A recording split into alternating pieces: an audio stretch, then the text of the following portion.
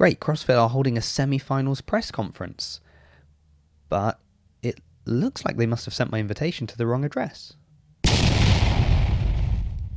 Welcome back to the channel. So today I'll be talking about the semi-finals press conference that was held by CrossFit. It is available in whole on YouTube, so you can go and watch it if you want. It's about 59 minutes long, so if you don't want to waste an hour, I've got the key questions and answers, or lack of answers at times, here for you today. Now, it's true that I wasn't invited myself to this press conference, but I like to look at it as I wasn't invited this time.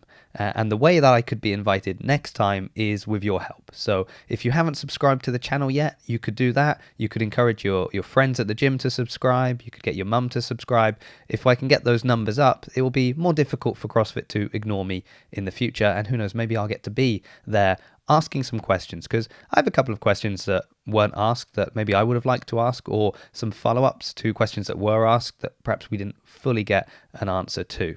And why does this matter? Well, I think another thing I noticed was predominantly the majority of questions were coming from people working for Morning Chalk Up. That definitely sounded like the loudest voice in the room. Admittedly, people like Tommy Marquez, Brian Friend, while they do work with Morning Chalk Up, they also kind of have their own things going as well. So I don't know if I should include them. But it was great to hear people like Kat from Clydesdale Media also getting a few questions in. So it was nice that broke it up a little bit. So what I'd like to do now is just go through the key questions that were asked that Adrian Bosman and Justin Berg addressed, and then mention about the athletes being brought in and kind of what I thought about that, and then perhaps just a question at the end that wasn't asked but maybe could be an interesting question at a press conference talking about the games season in the future. So the conference started with a little introduction from Justin Berg, and then also one from Adrian Bosman. Bosman did mention the adaptive divisions, and I've got a video coming on that tomorrow. So if that's something that interests you, tomorrow there'll be a video talking all about what's going on at the moment in the adaptive division.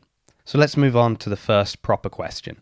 So this was from Joe Palawa of the Morning Chalk Up. And his question was basically that the PFAA had accumulated all of this data. They'd sent it off to the different semi-finals regarding ring and bar heights for the athletes. And it seems that actually at the events, only Strength in Depth adjusted the ring heights to accommodate the athletes. Atlas Games, Granite Games, they refused to do so. So the question for Justin Berg was who ultimately is responsible for the equipment setup and the athlete safety? Is it the semi-final events and the organisers, or is it CrossFit? And initially, Justin Berg did say, well, it is the event organisers that have the responsibility there. So there was that question as to why there was a discrepancy between the different events, and I guess there's no answer because we didn't have the event organisers there. He did then kind of follow it up by saying, they're giving them the freedom to make these choices, to do things based on their venue, which is nice. And then he went on to talk about the two standardized events and how, yes, there were slight differences there, but it wouldn't affect the ultimate placing for people in the podium or those that would get their tickets to the games. And while that may be true for those events because there was rope climbs and it was a barbell complex, I think if we're talking about the ring and bar heights, someone like Matt DeLucas would probably argue that it absolutely did affect who got a ticket to the games. So I don't think the question was fully answered. We'll come back to that because I'm not the only one that felt that way, and it may get brought up again a little bit later. But they talked about kind of future projects and how they hope to improve things down the line. This is a common theme running through the press conference. And they talked about the CrossFit Liaisons that they sent and how maybe there was a misunderstanding of their role. And I think the reason there's a misunderstanding of the role is because nobody really knew about it until just before when it was put out in an email, and there wasn't much information given about it either. So, it's hard to argue that people didn't really understand a role and they were having to learn. So yes, by the fourth week of semi-finals, perhaps people did understand that role, but if that information had been put out clearer and more transparent 4 weeks earlier, then perhaps we would have avoided things like the Scott Panchek incident. So the second question was asked by Tommy Marquez, and I really liked this question. And in fact, if I'd been there, I think I would have asked a very similar question if I'd had the opportunity, because he asked about the sustainability of semi-finals. And if you think about it, regionals we know historically ran at a loss for CrossFit. Well, that loss has now been passed on to semi-final event organizers. And as we've seen on the live streams, depending on where you were, Torian was packed, but we saw other events where the stadiums looked pretty empty. So how are these events making enough money to keep going? And if this is going to be something that's going year after year? So the question was sort of, how can CrossFit help? And I don't really feel the answer was given, because Justin Berg talked about having traveled to different events and seen different things. And he appears to have been a huge fan of Strength in Depth, which, is great for me. I was there, so I like it when I hear good things about that event. But what he liked was how they ran the community events. So we had a community teams competition. There was also a masters competition. So there was a lot more going on that wasn't directly related to the semi-final events and the elite events. But basically the answer to the question then is, well, if these competitions want to be able to make enough money to kind of survive, yeah, they should be running multiple events, not just a semi-final event at the same time, which is a solution. But is that the best solution? First of all, that's not CrossFit helping. That's just the event organizers having to work twice as hard or 3 times as hard, depending on how much they're putting on.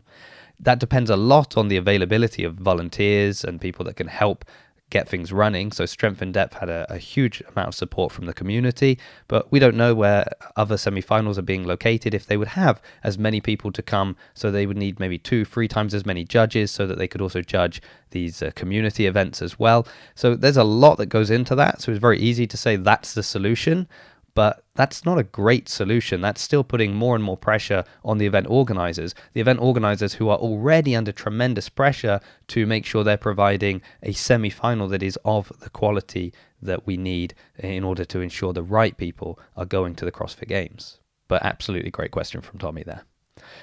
The next person asked a question, I unfortunately didn't catch his name because the line was pretty bad, but he was from Hugo Cross.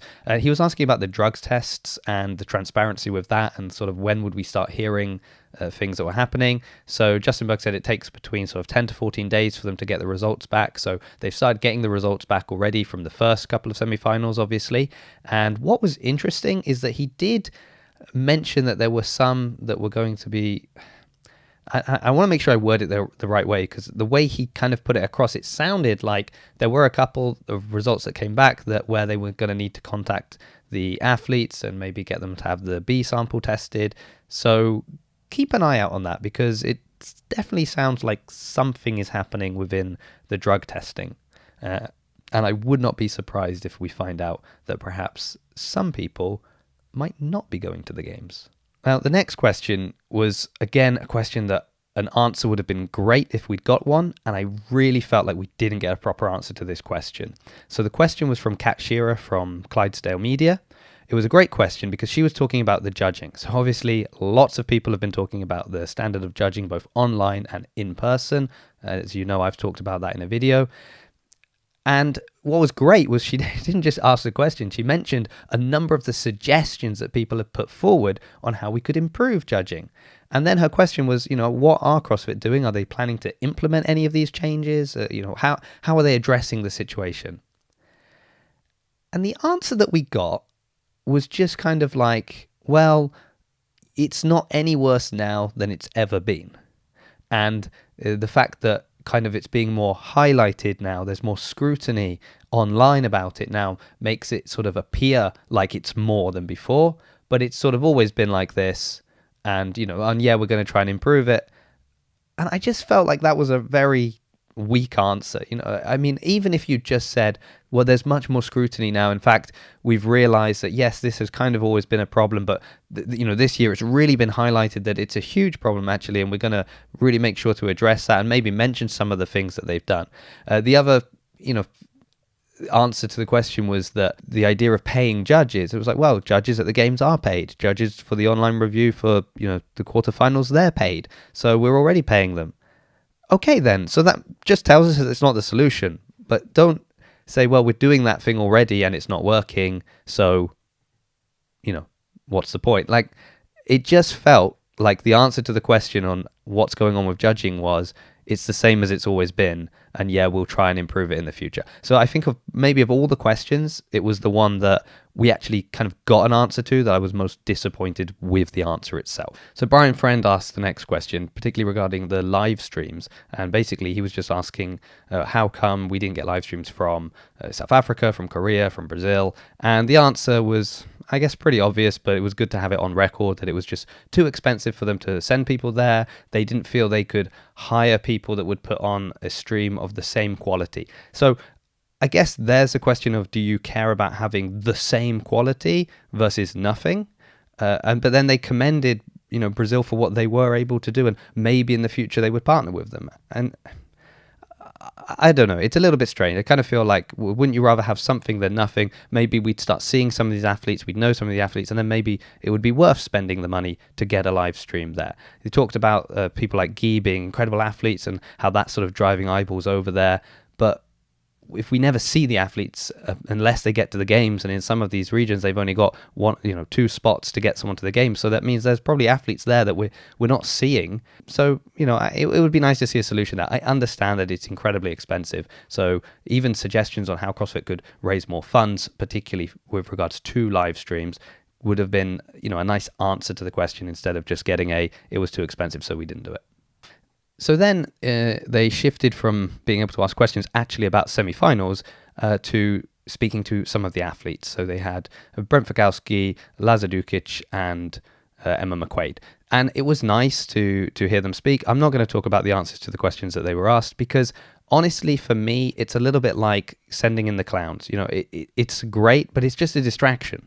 So instead of asking more questions about what's happening with semifinals, what's happening with the games, what improvements could be made, what do we want to see, we were just asking questions about the athletes, about their experience, of what it was like, training with their brother, or the fact that, Lazar made it and Luca didn't, those kind of things. And I'm just like, yes, if I want that, I've seen them interviewed on the live stream, I've seen them interviewed on different podcasts, but now's the opportunity that we have to actually ask the people in charge questions that we want answers to. So it was nice to hear their comments, but it just felt like a distraction from being able to ask the important questions to the people that actually make decisions.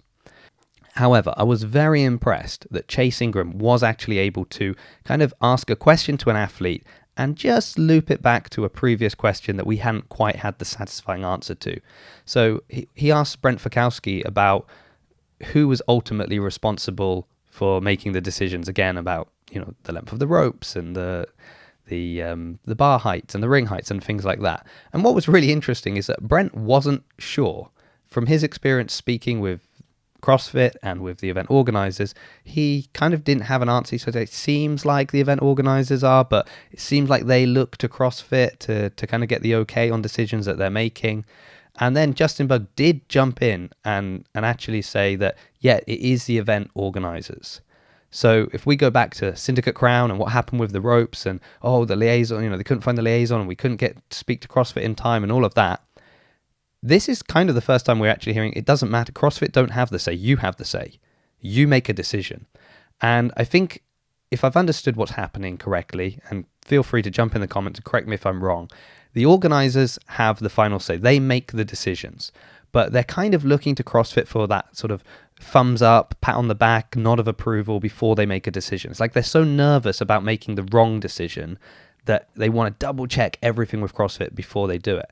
Now, is that lack of experience as an event? Is that the pressure they're feeling from CrossFit? Is it that they, feel that if they make the wrong decision, that's it, they lose that semi-finals status? So there are, again, more questions that we could ask, particularly if we had a chance to sit down with some of the event organizers and see how they felt about the things. But it was interesting to finally get that sort of definitive answer that, no, it is the event organizers that ultimately have responsibility for how the equipment is set up. So if you're not happy with the ring heights, you're not happy with the bar heights, you're not happy about the length of the rope, don't at CrossFit go and speak to the event organizers. Well, now we know. So there were a few more questions for the athletes, just talking about their experience at the games and advice for other athletes. And then finally, we loop back to a question about the last chance qualifiers. So we've understood that it's going to work in 2 24-hour windows. It's going to run from Wednesday the 29th to July 1st. and all the information will be released to the athletes on July 27th, so that will be a Monday. So perhaps we'll try and get a video together for that as well. Now, I don't know what questions you might have liked to ask. Feel free to write in the comments any questions you would have wanted to ask Adrian Bosman or Justin Berg about this current games season. I know I had a few different ones. I think an interesting question to ask in that setting where you can really put them on the spot would have been about the Z-scoring. So we know that after every semi-final, Tyler Watkins was posting up how the leaderboard would have looked with Z-scores. I know ones like Brian Friend are kind of getting behind the idea. And actually, a competition is going to implement Z-scoring. I think it's going to be the first one to try it. And I will have a video on that very soon as well. So I think that would have been an interesting question just to see, not necessarily if they would shift to Z-scoring, but do CrossFit have, are they even willing to listen? Are they willing to try a different scoring format? Or are they just shutting it down without even being open to the idea? So I think that could have been an interesting question. So this is sort of a quick review. As I said, it was 59 minutes, and if you don't want to sit for watch all of that, especially if the answers weren't quite satisfying anyway, maybe this is a nice alternative. So thank you for watching. If you haven't yet subscribed, please do. It really does help the channel. I've got a few videos coming very soon. I have one about the adaptive division and all the people that got in touch with me about that. I've got one about the Z-scores that we just mentioned, and the first competition is going to be trialing that. So a lot coming down the line, so please subscribe, encourage your friends to do the same. If you can help the channel grow, I'd love to be at the next press conference. So thanks for watching, and I'll see you in a future video.